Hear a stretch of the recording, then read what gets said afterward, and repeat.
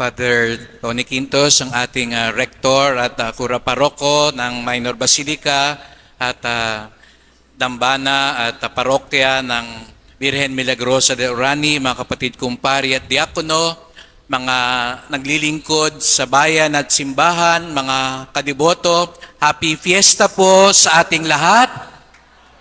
Pakibati rin ang bawat isa ng happy fiesta. At palakpakan natin ang Panginoon na siyang nagdulot sa atin dito. Viva la Virgen! Viva! Viva la Virgen Milagrosa!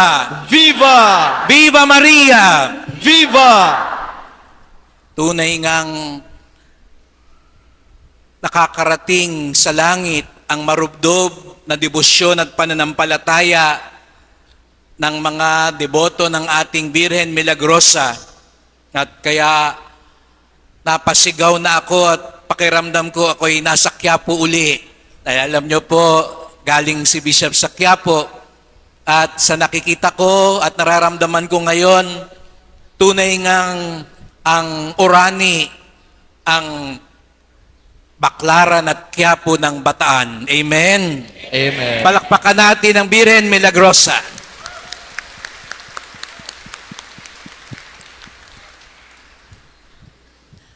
At hindi lang dito sa Orani, kundi sa buong Bataan. Sa ating lalawigan, damang-dama ang nag-uumapaw na pagmamahal sa ating mahal na ina. Nagkataon po na itong unang taon ko po ng mga kapistahan, nagkasabay-sabay lahat ng kapistahan sa Morong, sa ating Nuestra Señora del Pilar. Kaya kahapon, dahil hindi na ako makakarating ngayon, kahapon nagsimula na ang pagdiriwang at nagkataon din o itinakda na rin na ang mga kabataan kahapon ng ating diocese nagkaroon ng Grand Mass Rosary Rally for Peace at lahat ng kabataan sa buong diocese ay nagtipon-tipon sa Balanga. At ngayon, dito sa Orani, mamaya nasa Pilar naman ako upang ipagdiwang din. Kaya nga sa buong Bataan, damang-dama ang pagmamahal sa ating mahal na ina. Viva la Virgen! Viva! Pero konting lakas pa para matalo nyo ang Quiapo. Alam nyo po, sa Quiapo, ang sambit ng bawat deboto habang lalo na itinataas ang kamay sa harap ng poong Nazareno ay walang hanggang pasasalamat. Iyon ang dasal at sambit ng bawat deboto. Walang hanggang pasasalamat. Ang pusong marunong magpasalamat ay isang pusong bukas sa Diyos. Kapag ang isang tao ay marunong tumingin sa kabutihan ng Diyos, sa kabila ng hirap, siya ay nagiging daluyan ng grasya at biyaya sa mundo. At kung may isa mang nilalang na lubos na nagpakita ng ganitong diwa, ito ay si Maria, ang mahal na Birhen ng Santo Rosario, ang ina ng pasasalamat, ang daluyan ng grasya. Ang pasasalamat ay pintuang binubuksan ng biyaya.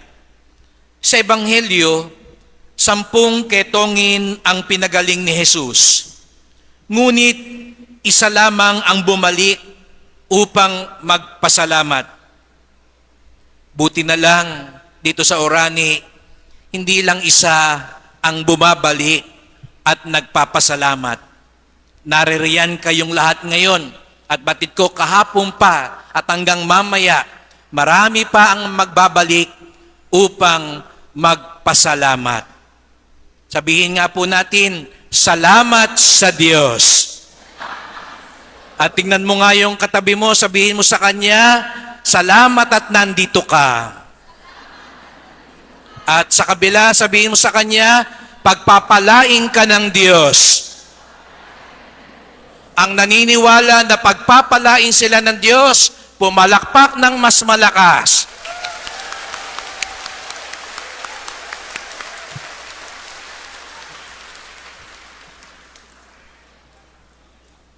ang nagbabalik, ang nagpapasalamat at pagpapalain. Lahat ay gumaling, ngunit ang isa ay pinagpala ng higit sapagkat ang kanyang pasasalamat ay naging daan upang makatagpo siya ng kaligtasan. Ang pagpapagaling ay biyaya ng katawan, ngunit ang pasasalamat ay biyaya ng kaluluwa. Ulitin ko po, ang pagpapagaling ay biyaya ng katawan, ngunit ang pasasalamat ay biyaya ng kaluluwa. Kaya't sana mas asamin natin, hindi lang ang biyaya ng katawan na matatapos din, kundi ang biyaya ng kaluluwa na walang hanggan ang biyaya. Kapag ang puso ay marunong magpasalamat, nagiging daan ito ng mas malalim na ugnayan sa Diyos. Ang taong mapagpasalamat ay parang ilaw na nagliliwanag at ang liwanag na iyon ay biyayang dumadaloy at ipinapasa sa iba.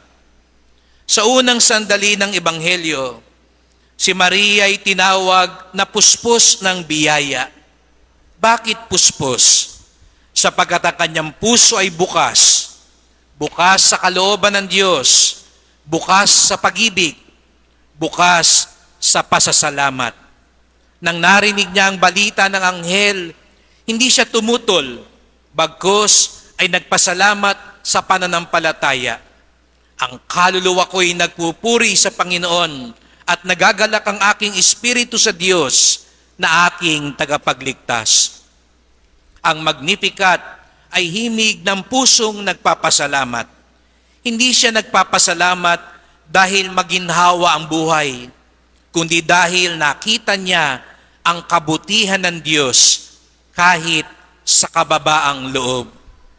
At dahil sa kanyang pusong puno ng pasasalamat, si Maria ay naging daluyan ng pinakadakilang biyaya sa mundo, si Jesus. Ang rosaryo ay dasal at paaralan ng pasasalamat. Tuwing dinadasal natin ang Santo Rosaryo, binabalikan natin ang mga misteryo ng buhay ni Kristo, ang kanyang kagalakan, misyon, pagdurusa at kaluwalhatian. At sa bawat misteryo, naroon si Maria, ina na kasama nating nagdiriwang, nagdurusa at nagtitiwala. Ang bawat Abaginoong Maria ay tila himig ng pasasalamat. Abaginoong Maria, napupuno ka ng grasya. Bawat pagbigkas ay pagunita na ang lahat ng biyaya ay galing sa Diyos. At ang taong marunong magpasalamat ay nagiging daluyan din ng biyayang iyon. Kaya't kapag tayo'y nagro-rosaryo, hindi lamang tayo humihiling, tayo ay nagpapasalamat sa bawat kabutihan ng Diyos sa atin at sa bawat dasal ay pinapayagan nating dumaloy ang grasya ng Diyos. Dumaloy sa ating puso at sa ating kapwa. Ang taong mapagpasalamat ay nagiging tunay na biyaya. Ang taong may pusong mapagpasalamat ay nagiging daluyan ng awa ng Diyos. Gaya ni Maria, hindi niya sinasarili ang biyaya. Sa halip, ibinabahagi niya ito sa pamilya, sa komunidad, sa simbahan at bayan. Ang tunay na nagpapasalamat, bukas ang puso, mapagkawang gawa at mapagmalasakit. Kaya nga tayong mga deboto ng Birhen Milagrosa, hindi lang nagtatapos dapat sa pasasalamat, kundi ito'y nagtutuloy sa ating kawang gawa at pagmamalasakit. At lalo na sa panahon ngayon, hindi lang tayo magkawang gawa sa mga mahihirap at nangangailangan. Magkawang gawa din tayo sa ating bayan. Maawa na tayo sa ating bayan na naghihirap na dahil sa kasakiman, kawalan ng katarungan, kawalan ng katotohanan. Baliwala ang pagdedebosyon sa mahal na ina kung pagkatapos nito, doon tayo kakampi sa kasinungalingan, kakampi tayo sa mga pagnanakaw at kasakiman, kakampi tayo sa mga fake news, sa mga karahasan, sa pagmumura, sa kawalan ng galang sa kapwa. Sayang lang ang pagsisimba nyo sa orani, sayang lang ang pagrorosaryo, sayang lang ang pagdidebosyon, sayang lang ang paglapit sa mahal na ina kung wala rin tayong pagmamalasakit, lalo na sa ating bayan. Maawa na tayo sa bayan natin. Mamili tayo ng tamang mga pinuno. Bumoto tayo ng gusto. Paglaban natin ang katarungan at karapatan. Paglaban natin ang karangalan at kalinisan. Dahil ang tunay na nagpapasalamat, may pagmamahal at pagmamalasakit katulad ni Maria. Katulad ni Maria sa kasalan ng Kana, kapag nakita niya ang pangangailangan ng iba, agad niyang sinasabi, gawin ninyo ang anumang sabihin sa inyo ni Jesus. Bayan ng Diyos, dito sa Orani at lahat ng mga deboto ng Birhen Milagrosa, ito rin ang sinasabi sa atin ngayon ng mahal na ina, gawin ninyo ang sasabihin ni Jesus.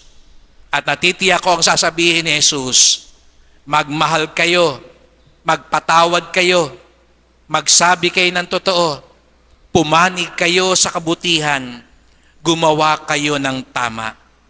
Yan ang wika ng pusong mapagpasalamat. Hindi nagkukwenta, hindi nag-aalinlangan, kundi handang maglingkod at magbahagi ng biyaya. Ang misa na ating ipinagdiriwang ay tinatawag na Eucharistia.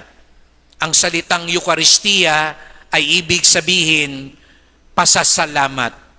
Sa bawat misa, tulad ng ketonging bumabalik, tayo ay nagbabalik, lumalapit sa paanan ni Jesus, nagpapasalamat at muling pinupuno ng biyaya niya.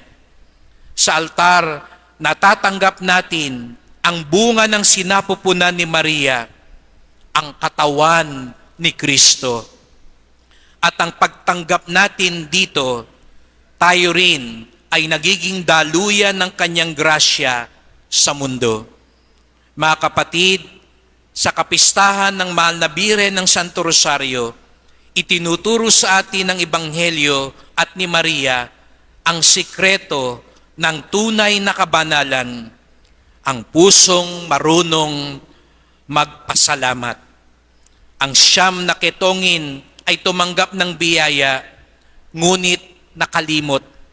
Ang isa ay nagbalik at nagpasalamat, at siya ang tunay na pinagpala.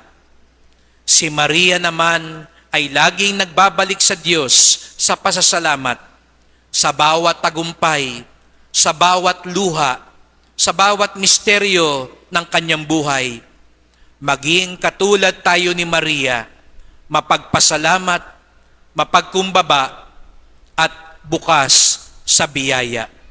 Sapagkat ang pusong marunong magpasalamat ay hindi lang tumatanggap ng grasya, ito ay nagiging daluyan ng grasya ng Diyos para sa mundo. Ang taong mapagpasalamat ay hindi lamang pinagpala, siya mismo ay nagiging pagpapala sa iba. A grateful person is not only blessed, a grateful person becomes a blessing. Birhen Milagrosa, mahal na Birhen ng Santo Rosario, ina ng pasasalamat, turuan niyo po kaming laging magnilay at magpasalamat. Gaya po ninyo, naway maging bukas ang aming puso sa biyaya ng Diyos at maging daluyan ng kanyang pag-ibig sa aming kapwa, sa aming bayan. Panginoong Hesus, tanggapin mo ang aming pasasalamat at gamitin mo kami bilang daluyan ng iyong grasya, katulad ng iyong ina. Amen.